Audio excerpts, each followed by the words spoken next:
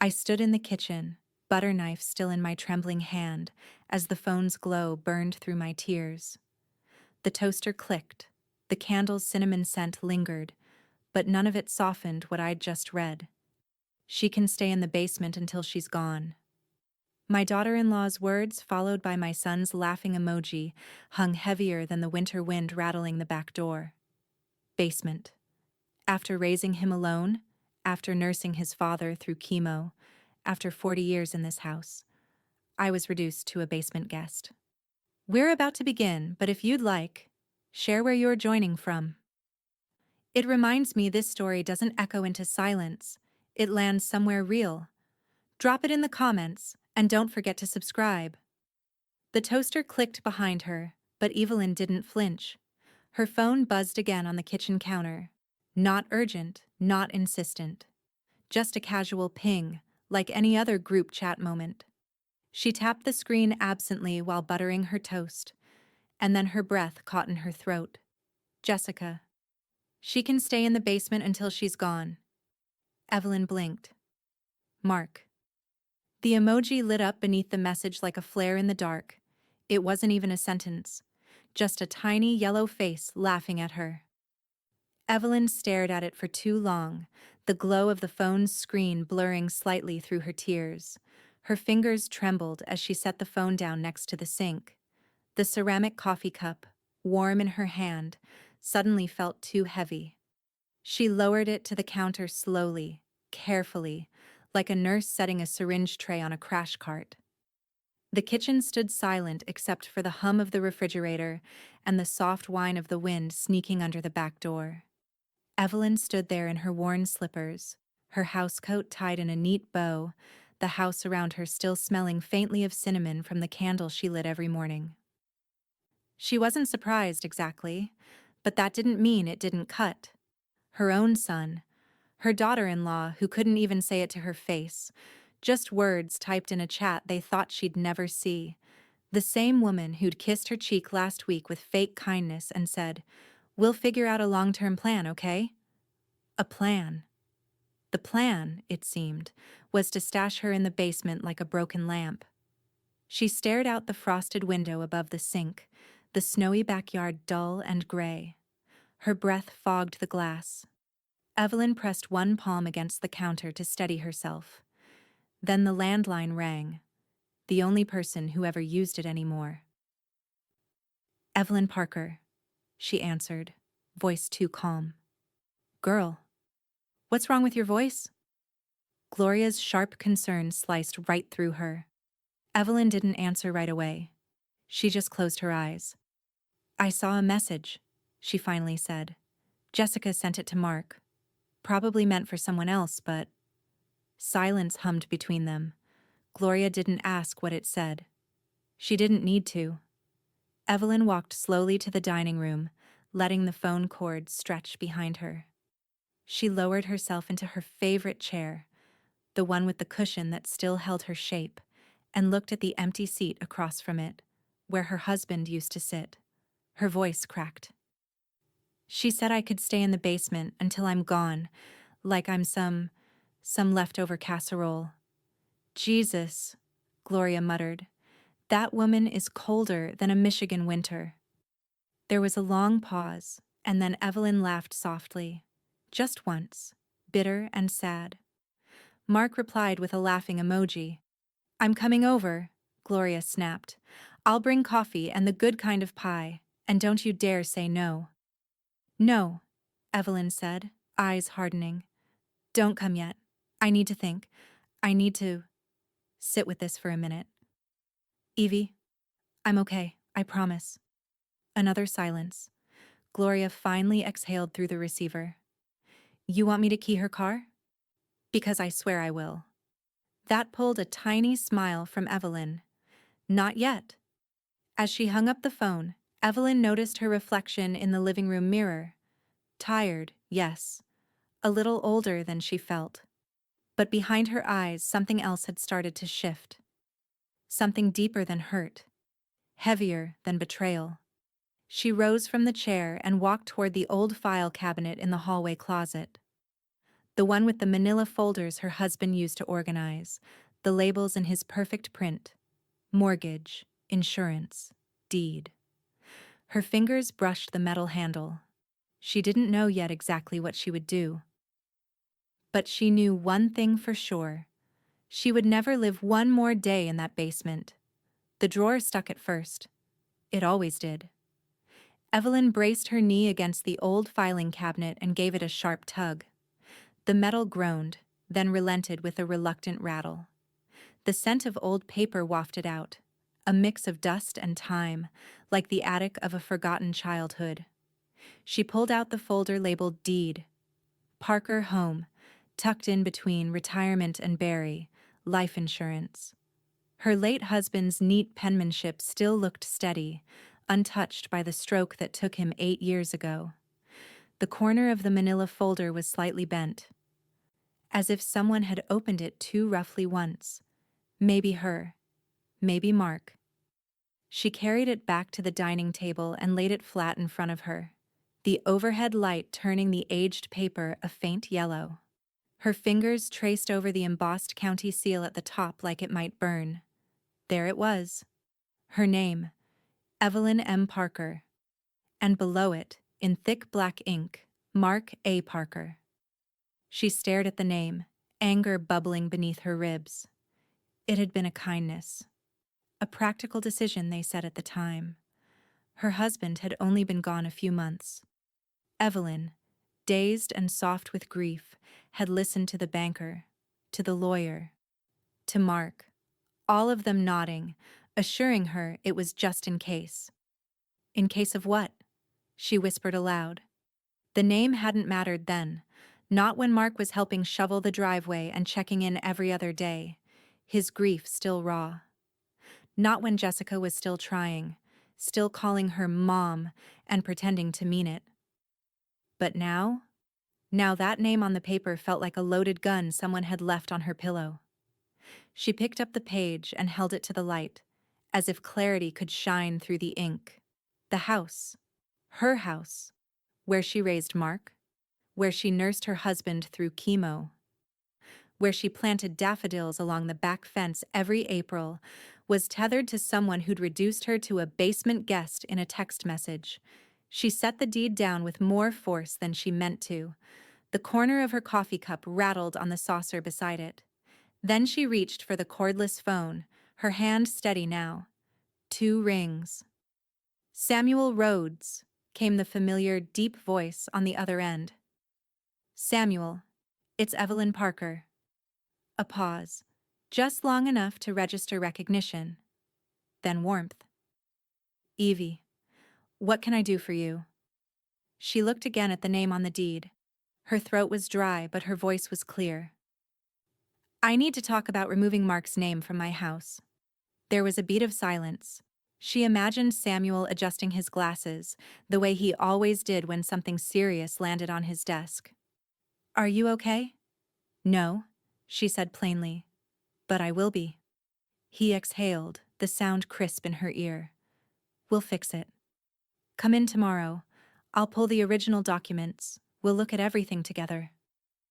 Evelyn let her shoulders drop for the first time that day. Thank you, Samuel. Don't thank me yet. Just bring everything you've got. We'll get it straight. She hung up and sat still for a long moment. The kind of stillness that didn't feel like waiting. It felt like shifting. Like the air inside her had changed direction. The wind picked up outside, brushing bare tree branches against the side of the house. The quiet clatter reminded her of childhood winters, when Mark used to peek through the curtains hoping for school closures. He was a different boy then. Or maybe she was just a different kind of mother. She picked up the deed one more time. This time she didn't trace his name. She folded the paper neatly, slipped it back into the file, and tapped the folder's edge twice against the table. Not out of habit, out of resolve. The bell above the cafe door jingled like it always did, cheery, misplaced, like a laugh at a funeral. Evelyn stepped inside, letting the warmth and cinnamon-sweet air wrap around her like a quilt. Gloria was already seated at their usual booth, back corner, beneath the faded photograph of Columbus in the 60s. Her red scarf was looped tight around her neck, and her expression was already stormy. "You look like hell, sugar," Gloria said without softness. Evelyn slid into the booth. "Thanks." The waitress brought over 2 mugs and a pot of coffee without being asked. Evelyn watched the steam curl up and vanish into the cafe's soft lighting. She didn't speak until she was certain her voice wouldn't crack. "I saw a message. From Jessica to Mark. It wasn't meant for me." Gloria leaned forward like a fuse had just been lit. Evelyn reached into her purse, pulled out a small notepad where she'd scribbled the text down in her own hand. She didn't want to reopen it on her phone. She couldn't look at it on a glowing screen again. Gloria read it silently. "She can stay in the basement until she's gone." Her lips parted. And then she slammed her coffee mug so hard against the table the liquid splashed over the rim. "Sell the whole damn house." Evelyn didn't flinch. "I already called Samuel."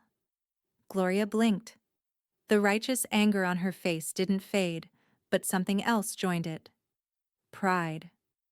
"I hope you told him you're done letting those 2 parasites feed off your roof." "I told him I want Mark's name off the deed. Whatever that takes." Gloria huffed, dabbing at the spilled coffee with a paper napkin. "Take selling it, then sell it. Let them find out what real cold feels like. Maybe a Motel 6 will have space in the basement." Evelyn stirred her coffee slowly. No cream this time. "You sound angrier than I am." "I am angrier than you are, because I've got nothing to lose. But you—" Gloria leaned forward, eyes sharp. "You gave them everything. And now they think you're furniture." Evelyn didn't argue. She reached into her bag and pulled out a stack of neatly labeled folders, setting them on the table beside her untouched muffin. "Bank records, mortgage details, retirement accounts. If it comes to it, I want to know exactly where I stand." Gloria looked down at the folders and nodded. "You've always been the kind of woman who sets the table before the storm hits." Outside the window, the sky had gone pale and flat, that bone gray before more snow. Evelyn's phone buzzed once. She glanced down. The screen lit up with a message from Mark. "Hope you're comfortable downstairs, Mom. Should be nice and quiet down there soon." Evelyn stared at it. No anger, no heat. Just a hollow space that used to be trust. She turned the phone face down on the table. "Something I should see?" Gloria asked, sipping her coffee. "No," Evelyn said, almost smiling. "Nothing I haven't already read between the lines." They sat in silence for a moment, just the clink of forks and low murmur of conversation filling the cozy cafe air. "Do you want help sorting those?" Gloria asked, nodding to the folders. "No," Evelyn said. "I need to do this one by myself." "Fair." Evelyn stood and gathered her things. "I'll call you tonight." Gloria touched her hand briefly as she passed. "Just remember, sugar, you built that house. Every nail, every bill paid, every meal cooked in it. That home is yours. And if they want to push you out, they better hope I leave gently," Evelyn finished. The elevator chimed softly as it opened onto the 5th floor, and Evelyn stepped out into a quiet hallway lined with frosted glass office doors. The hum of fluorescent lights overhead echoed faintly over the carpeted floors, a sterile calm that didn't match the fire she carried in her chest. Samuel's name was etched in gold on the door. Rhodes and Banner, estate law. Evelyn pushed it open and was greeted by the familiar scent of lemon polish and old paper. The receptionist, a young man with kind eyes and too many sticky notes on his desk, looked up and smiled. "Mrs. Parker, he's expecting you. Conference room's ready." She nodded, clutching her tote tighter. The weight of the folders inside had grown heavier somehow, not in pounds, but in consequence. Samuel was already standing when she walked in, sleeves rolled to the elbows, his legal pad spread in front of him. He offered a warm smile and pulled out a chair for her. You brought the documents? Evelyn sat, smoothing her coat beneath her. Everything you asked for, and then some. He nodded, flipping open a slim navy folder. I've reviewed the title chain and ownership structure. The good news is, because the deed was structured as joint tenancy, and you're the original owner, you have full authority to sell the property on your own. No permission needed, no notifications required. Evelyn's brows lifted slightly. Even with Mark's name on it? He has rights only while you remain co-owners, but since it was survivorship tenancy, you inherited full control the moment your husband passed. You just didn't act on it. Until now. She leaned back slowly, letting that settle. So it was mine all along. Samuel met her eyes. It always was, Evelyn. A quiet moment passed, the kind that doesn't need words, just mutual understanding. Then he turned the folder toward her, revealing the sale packet. Pages crisp, clipped, and tagged with yellow flags. This contract lists the buyer, private investment group, clean offer, fast close, no contingencies. You'll retain occupancy through the end of the month. Final proceeds wired directly to the account you gave me. Evelyn placed her reading glasses on her nose and began skimming the pages. Every line felt like a stake being driven into the ground. Her ground. The fine print, the figures, the stamped approval from the title company. Real, final, unapologetic. When she reached the last page, her hand didn't waver. Pen in hand, Evelyn Parker signed with the same confidence she once used to authorize emergency medication on a trauma floor. Firm, measured, unshakable. Samuel slid the documents into a branded envelope and sealed them.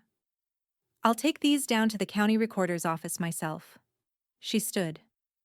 I want to come. His eyes crinkled in approval. Then let's make it official. Downtown Columbus was a bustle of government gray and slush-covered sidewalks, the city caught in the grip of late winter. The recorder's office sat just off Mound Street, its sandstone facade damp with melted snow. Inside, the warmth smelled faintly of coffee and toner. Evelyn followed Samuel past the security desk, heels tapping steadily on the tile floor. Behind a tall counter, a woman with teased curls and reader glasses looked up from her screen. Her face lit up.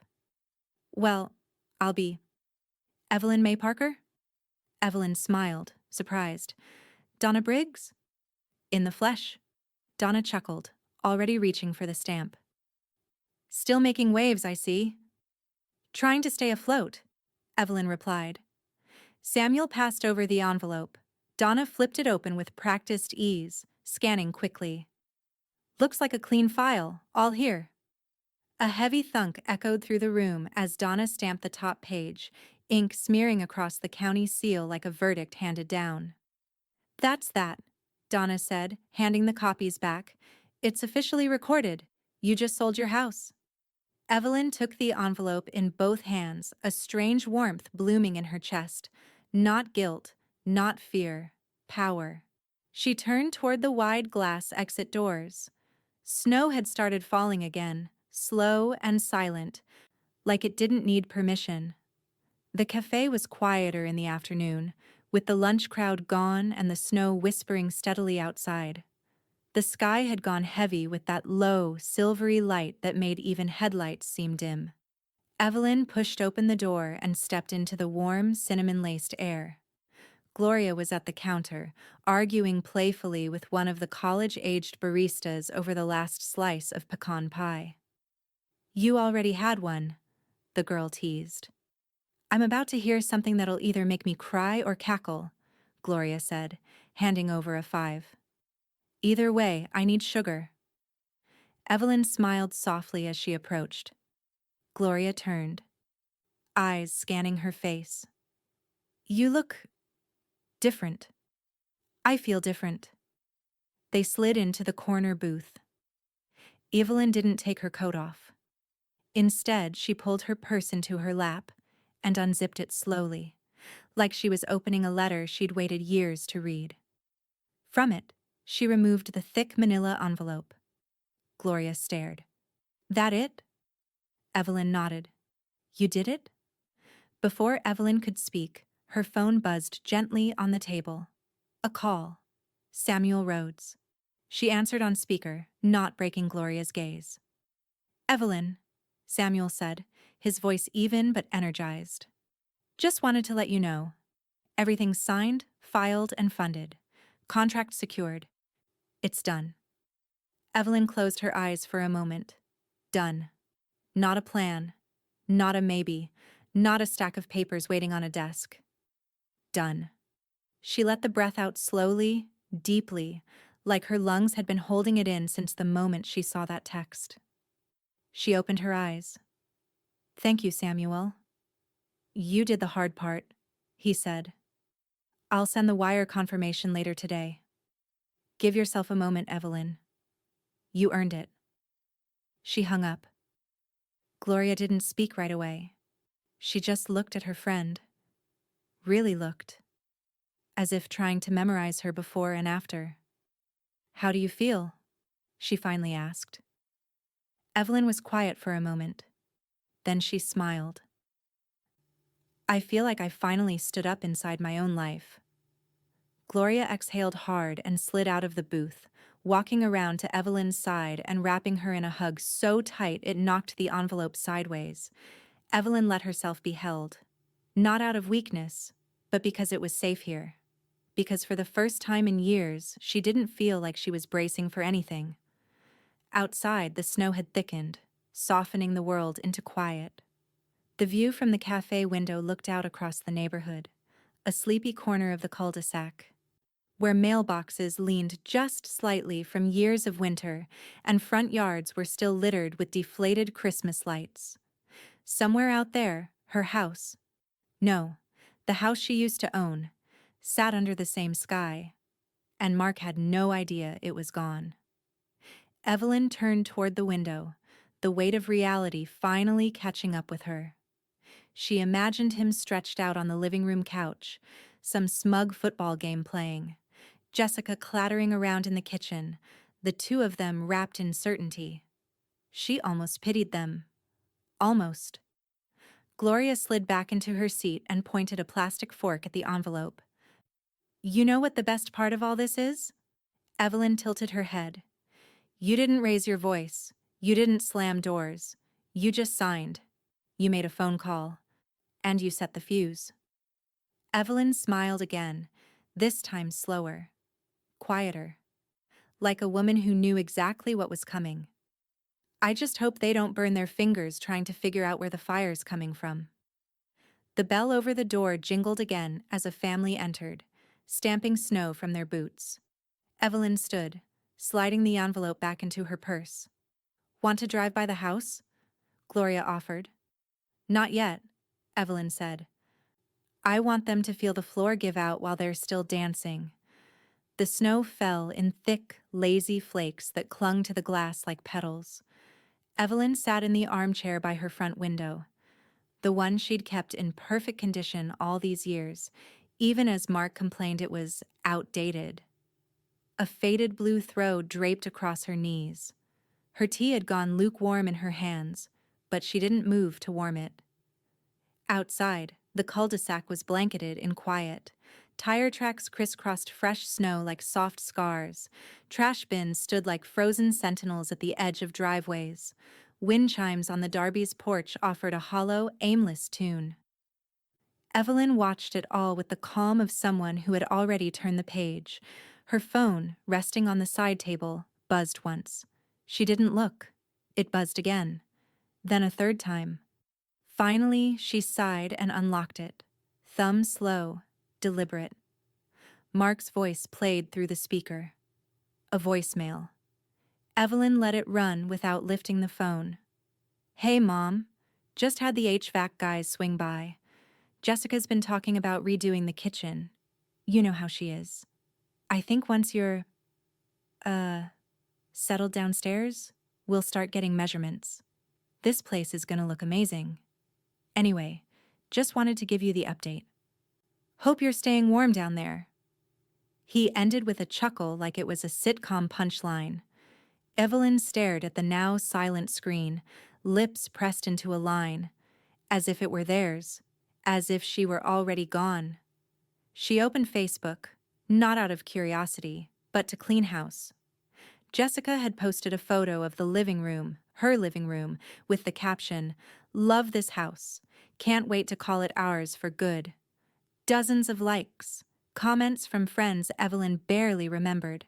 "Looks beautiful. So happy for you guys. And you too deserve this."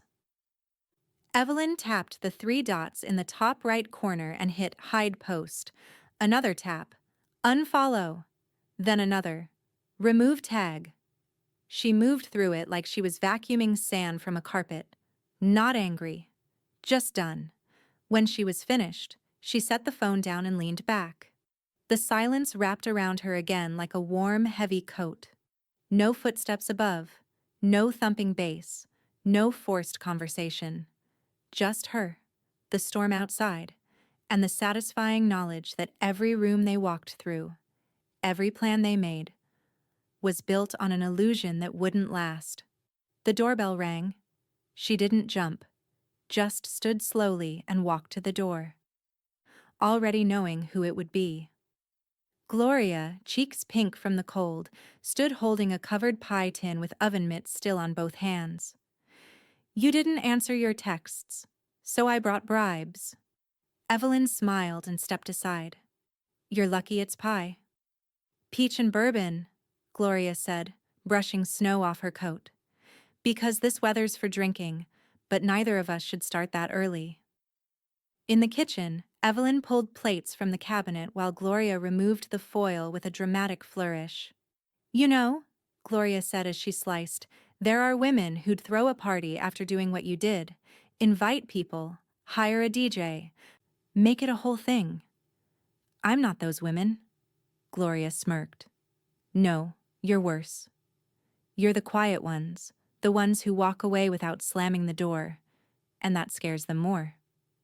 They sat, pie steaming between them, the scent of butter and cinnamon filling the space. Evelyn took a bite, chewed slowly, and then leaned back in her chair. "This is good. I know it's good. That's not why you're humming." Evelyn blinked. She hadn't realized it until Gloria pointed it out. But she was humming.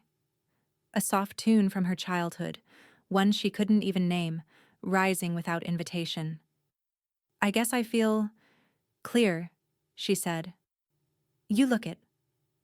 They ate in companionable silence for a while, the way old friends do when words have already been said and understood. The wind picked up outside. A few branches tapped against the window pane. Evelyn glanced toward the ceiling, picturing Mark upstairs, planning renovations in a house he didn't legally own. A house that would soon belong to strangers. She wasn't done yet, but she was just about ready. The light from Evelyn's phone cast a pale glow across her quilt as she scrolled. It was just past 9, the house still except for the hum of the furnace and the occasional creak of old wood expanding under snow weight. She wasn't looking for anything, but she kept scrolling. Jessica had posted again. Another filtered photo of the living room. Same sectional, different throw pillows. A caption, "All sunshine and self-satisfaction. Built a life together. Built a home together. Can't wait to officially make it ours." She even used the word officially. Evelyn stared at the post for a few seconds, her thumb hovering over it like it might catch fire. Then, slowly, she double-tapped the screen and held her finger over the like icon, before swiping left and choosing ignore. Her inbox had 4 new messages, all from people she hadn't heard from in months. "Just saw Jessica's post. Are you moving out? Did you downsize? Hope everything's okay. Wait, are you living in the basement now? Tell me it's temporary." Evelyn tapped reply on one message from her cousin June, who had only ever sent forwarded recipes and Christmas e-cards. She typed, "We'll see." That was it. Then hit send. Downstairs, the pipes clanged softly. Mark had once promised to fix that rattle, and never did. Jessica had called it quirky, and then added it to a Pinterest board labeled Basement Suite Vibes. Gloria called exactly when Evelyn knew she would. I just saw the post. Evelyn didn't ask which one. Gloria snorted. That girl's writing love letters to your hardwood floors? She really thinks they're hers. She thinks everything is hers, until it isn't. Gloria laughed, a low, rich chuckle that made Evelyn smile. You say that like you're watching a movie you've already seen. I am, Evelyn said. But this time I rewrote the ending. They didn't stay on the phone long. They didn't need to. Afterward, Evelyn walked into her bedroom and opened the top drawer of her vanity. From it, she pulled out a small velvet pouch. Inside was a silver locket. Old, a little tarnished, but still beautiful. She hadn't worn it in years. It had been a Mother's Day gift from Mark when he was 8. Back when he made cards out of construction paper and called her Mama without a hint of embarrassment. She opened it. 2 photos, one of her and Mark on the porch the day he came home from college for the first time, the other of her husband, smiling softly under a tree in Franklin Park. His tie crooked, his eyes kind. Evelyn took out a soft cloth and began to polish the locket, working in slow, practiced circles. The silver gleamed. She kept going until she could see her own face reflected in it. Older now, yes, but sharper, calmer, more certain. Her laptop chimed. A new email. Subject, closing date. Confirmation from Samuel Rhodes to Evelyn M. Parker, CC. Title company, buyer's agent. Evelyn, final closing date confirmed, Thursday at 10 a.m. Keys to be surrendered to buyer's representative by end of day. You will retain occupancy through Sunday. Wire instructions for funds confirmed and attached. Congratulations. Samuel Evelyn read it twice, then once more, just to feel it again. Thursday. That was 3 days from now. She stared at the screen a moment longer before closing the laptop gently, like one closes a chapter. Not slammed, not shoved, just done. Her reflection in the dark monitor looked still and unshaken. She reached for the locket again and clasped it around her neck. Evelyn had just finished rinsing her teacup when the front door burst open. No knock, no warning. Just heavy boots on hardwood and voices too loud for a quiet Thursday morning. Mark. Mom, he called out, his voice bright and cocky like he'd just won something. Hope you're dressed. We're doing a walkthrough of the basement suite. Contractors swinging by later today. Evelyn didn't move. She set the teacup gently in the drying rack and took a breath through her nose. Calm. Steady. Jessica followed close behind, boots tracking in slush and salt from the driveway. Her coat was open, too thin for the weather, hair perfectly curled like she'd been posing for another homeowner post just minutes ago. God, it's freezing out there, Jessica said, rubbing her hands. This place really needs better insulation. Evelyn finally turned, drying her hands on a linen towel. Did you bring blueprints? Jessica laughed, brushing past her into the kitchen. No, just vision. I'm thinking built-in shelving, a walk-in pantry, new lighting. And once we figure out the basement layout, we might even be able to add a small kitchenette. You know, for when guests stay. Mark flopped into the armchair by the fireplace like he owned the oxygen in the room. You're gonna love what she's thinking. It's gonna feel like a little apartment down there. Real cozy. Evelyn folded the towel, eyes never leaving him. And who exactly is staying in that apartment? Mark glanced up, confused. You, obviously. Once we get everything sorted. You said you wanted your own space, didn't you? Jessica leaned against the counter and crossed her arms. We figured this was the compromise. You still have your own area, and we can finally do something with this place. Evelyn didn't raise her voice. She never did when it mattered. Whose basement, Mark? The words slid out smooth as polished stone. Even the hum of the refrigerator seemed to pause. Mark blinked. What? Evelyn took 3 calm steps across the kitchen. She opened the drawer beside the stove, pulled out a manila folder and laid it flat on the counter. She didn't push it toward him, didn't unfold it. She simply set it down like a dealer dropping a winning hand and waited. Mark's smile faltered first. Jessica stepped forward, narrowing her eyes. What is that? The purchase contract, Evelyn said, voice measured. Executed, filed, funded. And closed this morning at 10 o'clock. She stepped aside so they could see the title page, the notary seal, the signatures, Samuel's letterhead, the buyer's name, everything they'd never asked about because they thought they'd never need to. Mark stood slowly, like the air in the room had just dropped 10 degrees. You sold the house? Jessica's voice cut in sharp. You can't sell the house. Mark's on the deed. No, Evelyn replied. Mark was on the deed. My husband added him as a co-tenant when he was dying, out of kindness. That ended when he passed. Legally, it's been mine for 8 years. You never checked, did you? Jessica's face went blank, then flushed red. Mark stared at the document like it was written in a language he didn't speak. But we live here. You stay here, Evelyn corrected. Until Sunday. Silence throbbed between them, heavy with disbelief. Evelyn stepped away from the counter and picked up her mug, calm as ever. There's a new owner. You'll be contacted about final access soon. Please don't leave your laundry in the machines after Friday. The buyers are taking possession. Jessica's jaw worked, but no words came. Mark still hadn't moved. Evelyn took a sip of tea and looked out the kitchen window as the snow picked up again, soft flakes beginning to dust the porch steps. Mark was still staring at the contract as if it might morph into something else if he blinked long enough. Jessica, meanwhile, had gone from flushed to flushed and frantic, pacing in small circles like a trapped raccoon. This isn't legal, she hissed. There's no way this is legal.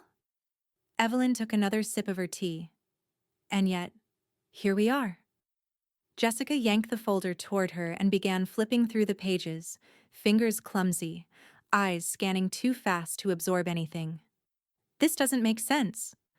If Mark was on the deed, then you needed his signature to sell. I didn't, Evelyn cut in. Joint tenancy with right of survivorship. Once my husband passed, so did Mark's claim. It's been that way for 8 years. You would have known that if you'd ever bothered to read the original paperwork. Jessica's mouth opened, then closed. She looked to Mark, searching for backup. But he was still frozen, jaw slack, hands hanging by his sides. Is this why you've been quiet? Jessica finally asked. All those weeks of playing sweet? You were planning this? No, Evelyn said. I was surviving you. The front door creaked open behind them. Hope I'm not interrupting a seance. Gloria's voice cut through the tension like a carving knife. She stepped into the kitchen, snow clinging to her boots, a to-go cup in one hand and her other tucked in the pocket of a red peacoat. Her eyes scanned the room, landing on the open folder, then Mark, then Jessica. Oh, good, she said, dry as dust. We've reached the denial phase. Jessica scoffed. You told her. Of course she did, Gloria said, stepping forward. You think Evelyn would go into a war zone without air cover? Mark's voice finally broke through, scratchy and uneven. You blindsided us. This is insane. You can't just throw your own son out of the house. Evelyn finally set her mug down, the sound gentle but final. You stopped being a son the moment you laughed at me in that group chat. Gloria let out a low whistle. Damn. Jessica stepped forward, eyes wild. We've lived here for almost a year. We changed the locks when you were at Gloria's last fall. That means that you're lucky I didn't charge you rent, Evelyn said evenly. And by the way, I have your texts, your posts, your voicemail from earlier this week. If this does go to court, I promise you, nothing you've done or said will read well in front of a judge. Jessica's face twisted into a sneer. You want a lawsuit? Because we'll file one. We'll get a restraining order if we have to. You've created a hostile environment. Gloria actually laughed. It wasn't polite. It wasn't quiet. It was loud and unfiltered and rooted in the kind of disbelief only idiots can provoke. Hostile environment? Gloria said, walking to the stove and helping herself to the tea kettle. You two marched in here like you were flipping a foreclosure property. Evelyn's done nothing but hand you your own paperwork. Try again, sweetheart. Mark's hands balled into fists. This isn't over. Evelyn stepped forward, close enough to smell the cheap cologne he always overused. You're right, she said softly. It's not. You've got until Sunday. After that, you're trespassing. And trust me, I will press charges. This isn't a joke, Mark. This is law. The kind you never bothered to learn because you were too busy assuming you'd inherit everything. Jessica turned to him, voice sharp. Say something. But he already had. He grabbed his coat off the banister, whipped the door open, and stormed out into the snow without another word. Jessica stood in the kitchen, seething. Gloria raised an eyebrow. Want a cup of tea? Jessica glared, then followed Mark into the cold, slamming the door behind her hard enough to rattle the window panes. Silence returned. Evelyn let out a slow breath and leaned against the counter. God, Gloria murmured, grinning. That was better than church and cable news combined. Evelyn didn't smile. Not yet. Her phone buzzed on the counter. A new message from Samuel. She tapped it open, eyes scanning the short line of text. Buyer's agent wants to meet in person Sunday afternoon. Keys and final walkthrough. Evelyn stirred her tea slowly, watching the swirl of honey dissolve into the amber. The snow had finally stopped falling, leaving the neighborhood blanketed in a clean, perfect white, like it had been freshly erased. The phone rang just once before she picked it up. Samuel, she said. Good morning, Evelyn. His voice always had a courtroom steadiness, but today there was a lilt of amusement under it. The sound of shuffling paper came through the line, followed by a soft sigh. They're bluffing, he said. I just got a call from some junior paralegal out of Dayton, supposedly representing Jessica. She left a voicemail filled with vague threats and buzzwords. Evelyn leaned back in her chair. Let me guess. Unlawful eviction and elder abuse? Samuel chuckled. And retaliatory action, for good measure. None of it holds. You've done everything by the book. Mark was never a tenant. No lease, no rent history, no ownership claim. There's no standing. She said nothing for a moment, just sipped her tea. I assumed they'd try something, she finally said. You assumed right. But here's what matters. No one is filing anything. They don't have the resources, and they definitely don't have a case. They'd get laughed out of small claims court, and their names would be tied to a failed suit on public record. He paused. They'll throw tantrums. They'll posture. But legally, it's over. Evelyn closed her eyes and let the silence roll over her like warm air. Thank you, Samuel. Always, he said. And Evelyn? Yes? I've known you a long time. What you did wasn't cruel. It was clean. That's rare. The call ended with a soft click. Evelyn set the phone down and walked to the fireplace. The logs were glowing orange-red, embers snapping gently beneath the iron grate. She sat on the edge of the leather armchair, toes tucked under the hem of her robe, hands folded calmly in her lap. On the coffee table, her iPad blinked with a new notification. Jessica A. Parker posted in Central Ohio Home Design Mavens. Evelyn sighed, leaned forward, and tapped it open. When your own mother sabotages your future, lies to your face, and manipulates her way into screwing you out of your own home, Well, that's a kind of betrayal you can't come back from. Pray for us. One comment read, OMG, you're kidding. How is that even legal? You should sue. Another, wait, the house isn't in your name? And then, didn't she raise your husband? So she raised a man who lets his mom be homeless? Wild. Evelyn smiled faintly. The online world. All noise and no weight. A fire built entirely out of smoke. Her phone buzzed again. This time it was Gloria. I just saw Jessica's post. Did she really use a prayer emoji? Gloria sounded half disgusted, half delighted. The performance art is getting better. Cheap theater, Evelyn said, standing to add another log to the fire. Should we respond? Drop some truth in the comments? No, let them talk, Evelyn said. It's all just a tantrum in a glass box. Still, Gloria said, it's kind of satisfying to watch them spiral. Like bad karaoke, you can't look away. Evelyn sat back down and pulled the blanket tighter across her lap. The heat from the fire brushed her cheeks, gentle and constant. She stared into the flames for a while, letting the colors flicker through her memory. Mark laughing at her, Jessica redesigning her life like it was a Pinterest board, the text that started everything. They thought they were architects, but they'd never laid a brick. The fire cracked sharply, sending a spark up the chimney. Gloria sighed into the phone. So, are you nervous for Sunday? Evelyn glanced at the clock. Less than 48 hours now. No, she said. Gloria didn't respond. Not with words. But Evelyn could hear the smile in her silence. The low rumble of tires crunching over ice made Evelyn glance up from her crossword. A black SUV idled in the driveway. Mark stepped out first, moving faster than usual, eyes flicking toward the house like a man expecting a fight, but hoping to avoid one. Jessica climbed out on the passenger side, phone in hand, already typing. The back doors opened. Suitcases. 4 of them. Oversized. Overstuffed. One zipped halfway open with a sweatshirt dangling out like it wanted to escape. Evelyn folded the newspaper and stood. She didn't rush. She didn't need to.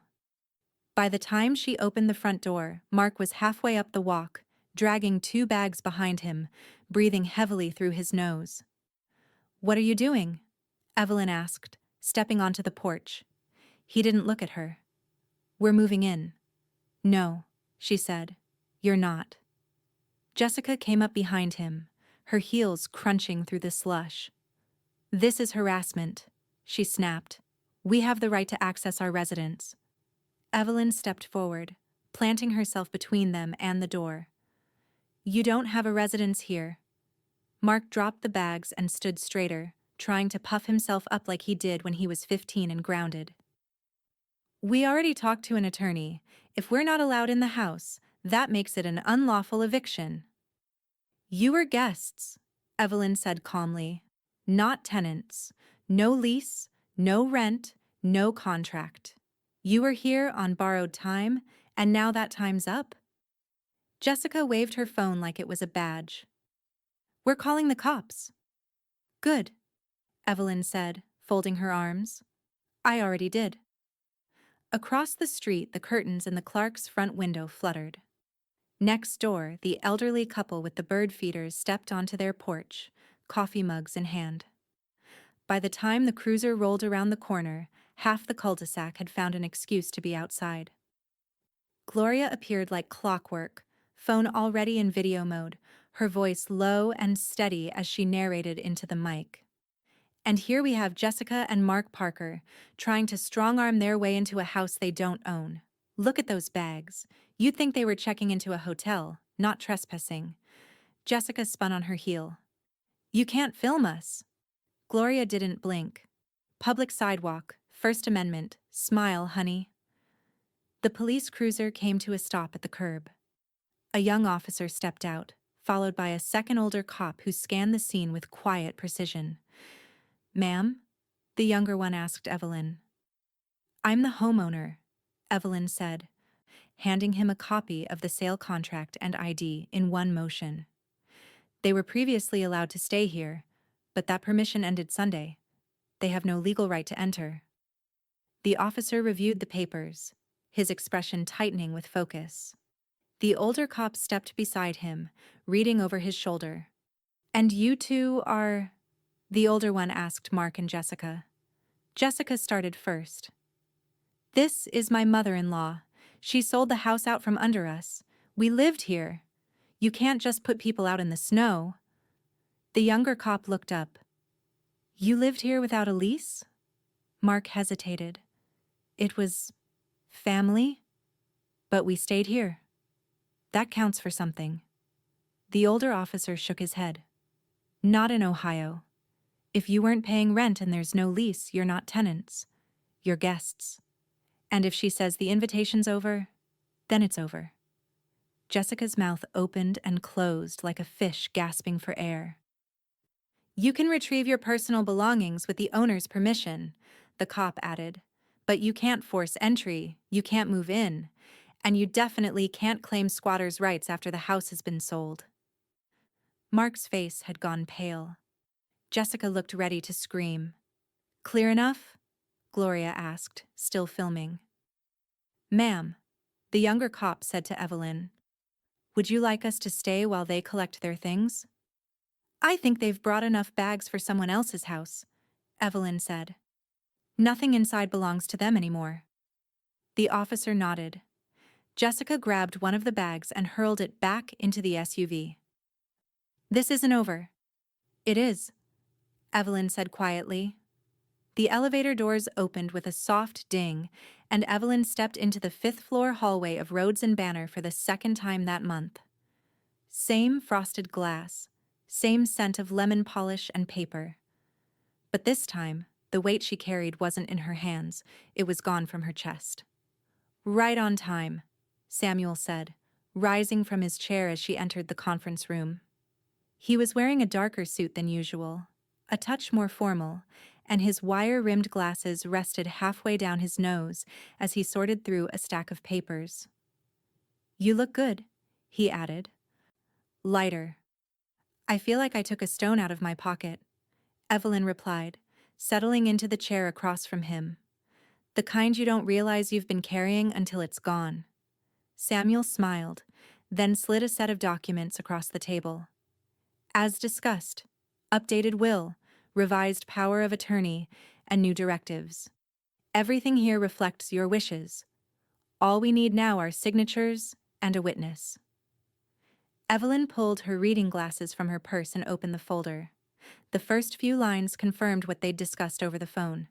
Full removal of Mark Parker as beneficiary. All prior claims revoked. No inheritance. No trust. No appeals. Just a name, cleanly crossed out by the law. The primary beneficiary was now listed as the Parker Nursing Education Fund, a scholarship Samuel had helped her set up the week before, named in memory of her late husband, who had always believed in second chances and strong coffee. The secondary beneficiary, in elegant, legal print, was Gloria Fields. Evelyn didn't hesitate. She signed each page with a steady hand. The pen made no sound, but in her head, it echoed like a door closing. A soft knock interrupted the quiet. Gloria peeked in, already holding her ID and squinting at the documents. "I was told to come witness the rise of Queen Evelyn." "You're just in time," Samuel said, chuckling. Gloria slid into the seat beside Evelyn, watching her sign the last page. "What are we witnessing exactly?" Samuel adjusted his glasses. "The finalization of a new estate plan. It excludes one Mr. Mark Parker entirely, and names a nursing scholarship and someone named Gloria Fields as the primary successors." Gloria blinked. "Wait, what?" Evelyn turned the page toward her. "Surprise." "No, no, no, Evelyn," Gloria whispered, voice suddenly unsteady. "You don't have to do that. I was just here. I didn't—" "I know you didn't ask," Evelyn said. "That's why you're in it." Gloria covered her mouth. tears catching at the corners of her eyes. This is too much. It's exactly enough, Evelyn said, voice low. You were there when no one else was. You made me remember who I was when they tried to make me forget. I'm not giving you anything. I'm thanking you. Samuel slid the final page toward Gloria. We just need your signature to witness, Ms. Fields. Gloria dabbed her eyes and signed. When it was done, Samuel tapped the papers together and placed them neatly into a sealed folder. Congratulations, Evelyn. Your affairs are now in perfect order. Evelyn stood, smoothing her coat over her shoulders. For once. The two women left the office together. Outside, the wind had softened and the clouds had broken just enough to let in a weak, honest sun. They walked in silence down the block, side by side like they had so many times before. At the corner, Gloria pulled Evelyn into a tight, trembling hug. You didn't have to write me in. I had to write someone out, Evelyn said. And I had to remind myself that legacy isn't about blood. It's about character. Gloria didn't speak, but the way she held Evelyn's hand said everything. The phone rang once, then again. Evelyn glanced down from her reading chair. It was a number she didn't recognize. Area code local, but not familiar. She didn't answer. It rang a third time. Then it went to voicemail. She waited a beat, let the silence settle, then tapped the message icon and hit play. Jessica's voice came through, hoarse, shaky, rehearsed in some places and broken in others. Evelyn, I know you probably won't pick up. I wouldn't either. I just wanted to say this, because I don't know what else to do. Mark is spiraling. He's not eating. He's not sleeping. He says he's fine, but he's not. We were supposed to have that house. That was our future. Our kids. Our stability. I know we messed up. I know we were cold. But people change, don't they? Please, just call us back. Maybe we can talk. Maybe there's something we can still fix. Evelyn listened until the end, then tapped delete. She didn't hesitate. Outside, the snow had melted into soft patches, just enough for the lawn to show through. Brown grass trying to wake up beneath weeks of freeze. She slipped on her boots and coat, tied a scarf around her neck, and walked slowly out back. Gloria was already there, crouched near the edge of the raised garden bed with a spade in hand. Morning, she said, looking up with a grin. I thought maybe the soil could use a little love. Evelyn smiled faintly and knelt beside her. You read my mind. Together, they turned the dirt over, finding frost still clinging beneath the surface. The rosemary had survived. The chives were trying. The marigolds were long gone, but Evelyn could still remember how they looked in June. Bright little suns guarding the border. Got a call from the bank this morning, Evelyn said softly. Wire cleared. The first installment of the scholarship fund is officially live. Gloria blinked. Already? Evelyn nodded. 5 new students will have their tuition paid next fall. All nursing. All local. Gloria wiped her glove on her coat. Your husband would have cried. He'd pretend not to, Evelyn said, smiling. But he would.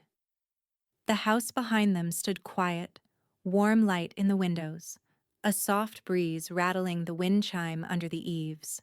It was no longer a battleground. It was a home again. Later that afternoon, Evelyn stood in the living room, her locket resting against her chest and her fingers tracing the frame of the family photo she hadn't moved, but no longer stared at. The doorbell rang. Not rushed, not aggressive, just one calm chime. When she opened the door, a delivery driver stood on the stoop with a box and a crisp white envelope tucked beneath the shipping label. Donation acknowledgement, he said, handing it to her. Hand-delivered. Big fund. She accepted it and signed. Inside, at the dining table, she peeled back the envelope and read the letterhead. Central Ohio Nursing Education Trust. The Parker Fund. Inaugural Contribution Acknowledgement. In honor of Evelyn and Barry Parker. For every student who dreams of healing others but fears they can't afford the dream. The final line caught her breath. This fund replaces the Parker Family Estate Endowment previously drafted under Mark A. Parker. She read it twice, then again. They had erased him, legally, permanently, as the future of the name. The scholarship was the Parker legacy now. Not Mark's, not Jessica's, just hers, and Barry's. And those students who would carry it forward, not entitled to it, but grateful for it. Behind her, the walls of the home no longer echoed with arguments or stomping feet or muffled condescension. Just stillness. Just peace. Gloria came in through the back door, snowflakes on her sleeves. "Got mail," she said, holding out a thin manila envelope. "From the university already. Probably thank you letters." Evelyn took it, then paused. The dining room light filtered through the window and touched the wooden table just right. Her fingers moved over the edge of the envelope, and she didn't open it yet. Instead, she looked up at Gloria. "I thought hearing from them would feel like an end." "And? It doesn't," Evelyn said. "It feels like a beginning." It started as a whisper at Gloria's cafe. Two women in winter coats hunched over their cappuccinos, voices pitched low but not low enough. Evelyn caught just one phrase as she waited at the counter for her tea. "Mark Parker filed. Bankruptcy, Chapter 7. The words slid through her like the sound of distant thunder. Not startling, not even surprising, just inevitable. By the time she walked back home, the whisper had turned into a ripple. A neighbor texted her a screenshot of the public court notice. Another sent a link to the online docket. It was real. Mark Parker, 41. Liabilities exceeding assets. 0 property. 0 inheritance. Jessica's name wasn't anywhere on it. That absence spoke louder than the filing. By the end of the week, Jessica's online accounts went quiet. No more filtered photos of her house. No more Pinterest boards full of kitchen remodels. The Facebook page that once announced every brunch cocktail and holiday tablescape was suddenly deactivated. Gloria, of course, had the gossip before anyone else. "She bolted," Gloria said, sliding into Evelyn's kitchen with a steaming pot of chicken noodle soup and a paper bag of crusty bread. "Packed a car and left town. Some cousin in Florida, apparently, didn't even leave a note." Evelyn ladled soup into her bowl, steam fogging her glasses. She was always good at disappearing when things got difficult. Gloria sat across from her, tearing a piece of bread in half. "Mark deserves every ounce of it, but I'll tell you, sugar, there's a difference between being dumped and being abandoned. That boy looks abandoned." Evelyn said nothing. She just stirred her spoon in the broth, listening to the clink against the ceramic.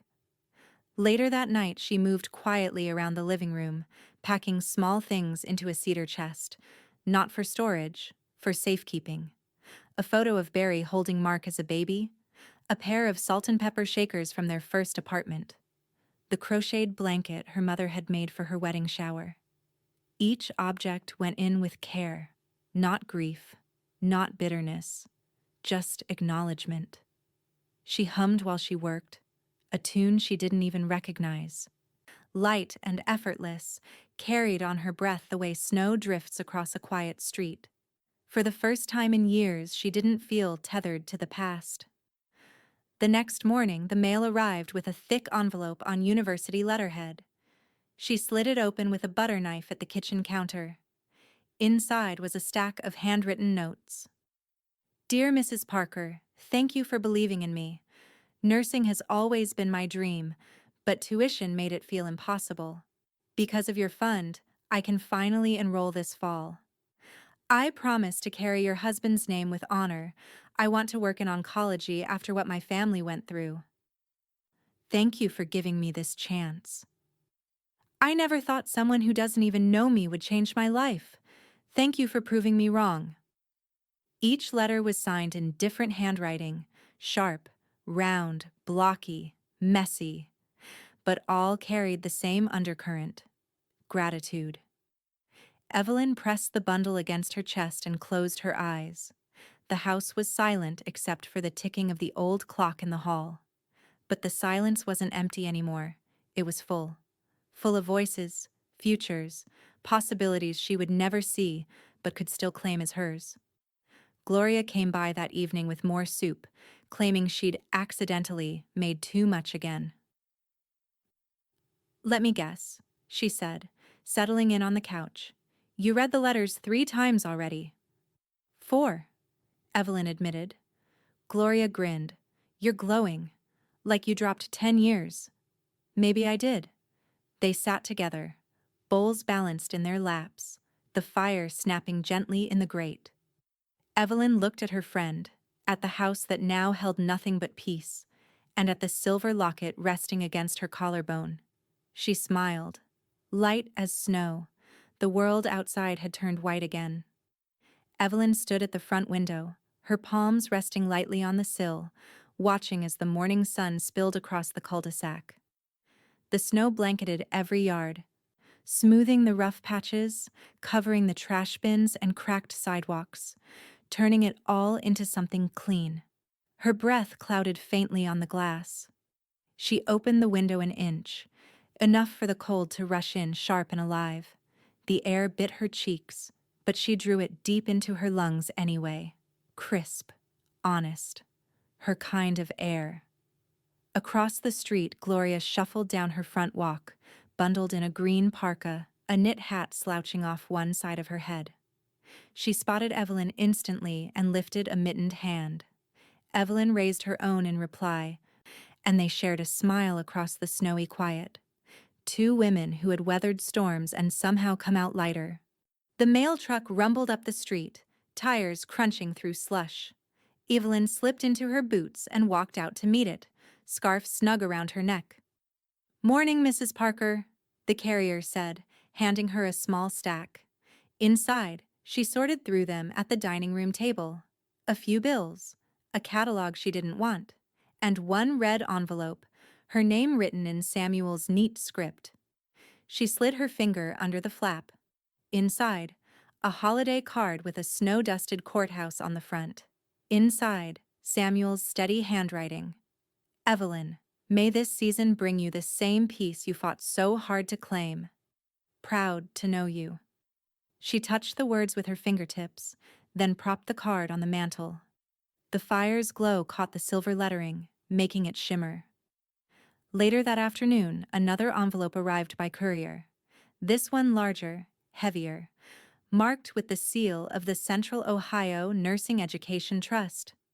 Evelyn carried it carefully to the living room before opening it. Inside was a glossy newsletter. Across the front page, bold text read, "The Parker Fund changes lives in its first year." Below it, a photograph of smiling students in scrubs, holding stethoscopes and textbooks. She sat back on the couch, locket warm against her skin, and read every line. Stories of students who'd almost quit school. One who had been working nights at a grocery store to pay tuition, another who had cared for her grandmother through hospice and wanted to become a palliative nurse. Each line pulsed with gratitude. Each story was a seed planted because she had chosen to cut the weeds from her own garden. Her eyes blurred, but the tears weren't heavy this time. They were light, easy, the kind that didn't sting. Evening settled slow and quiet. The street outside glowed under porch lights and the soft halo of a lamppost. Evelyn sat near the fire with her hands folded in her lap, feeling something she hadn't felt in years: strength. Not the kind that lifted boxes or argued loudly, the kind that endured, the kind that outlasted. Her house echoed differently now. Not with Mark's raised voice or Jessica's clipped sighs, not with suspicion or silence meant to wound. Now it held only her breathing. Gloria's laughter when she visited.